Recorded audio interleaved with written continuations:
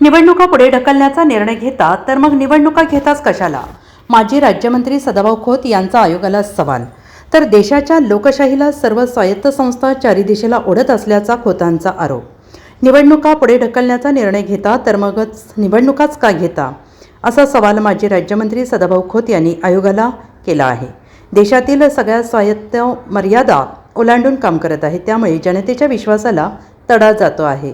देशाच्या लोकशाहीला सर्व स्वायत्त संस्था चारी दिशेला ओढत असल्याचा आरोप सदाभाऊ खोत यांनी केला आहे.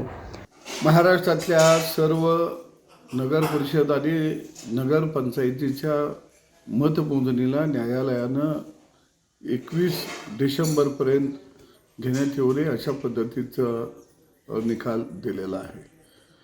खऱ्या अर्थानं आज या देशामध्ये ज्या काही सगळ्या स्वायत्त संस्था जितक्या म्हणून आहेत, पण ते न्यायदानापासून ते निवडणूक आयोगापर्यंत अगदी लोकसभा, राज्यसभा, विधानसभा, विधान परिषद, सरकार आहे, हे सगळेच आता मर्यादा ओलांडून खऱ्या अर्थानं काम करायला लागलेले आहेत.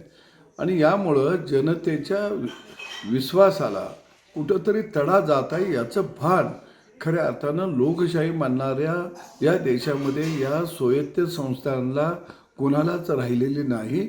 ही खेदजनक बाब आहे. तुम्ही एका बाजूला निर्णय पुढं ढकलता निवडणुकीचा जाहीर करायचा, मग निवडणुका घेताच कशासाठी?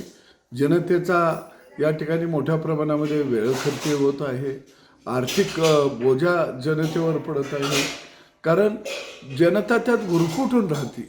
वैचारिकता सगळी आम्ही मतदान केलं आहे, त्यामध्ये काय होणार, कोण निवडून येणार, या सगळ्या चर्चामध्ये त्याची वैचारिक भूमिका त्या भोवतीनं फिरत राहते आणि त्याचा परिणाम हा खऱ्या अर्थानं कौटुंबिक होत असतो, आर्थिक भार तिथं निर्माण होत असतो. आणि म्हणून मला वाटतं की जसा सूर्याचा उदय होतो आणि सूर्य उगवल्यानंतर त्याच्या रथाला जशा असंख्य घोडे आहेत आणि ते चारी दिशेनं घोडे त्या रथाला ओढत असतात, तसं या देशातल्या लोकशाहीमध्ये सगळ्या स्वायत्त संस्था चारी दिशेनं त्या रथाला ओढायला लागलेल्या आहेत. प्रत्येकाला वाटतं की मीच बलदंड आहे. खऱ्या अर्थानं जनतेचा कुणालाही काही देणं घेणं आहे असं मला वाटत नाही. Bureau report, SBN Marathi.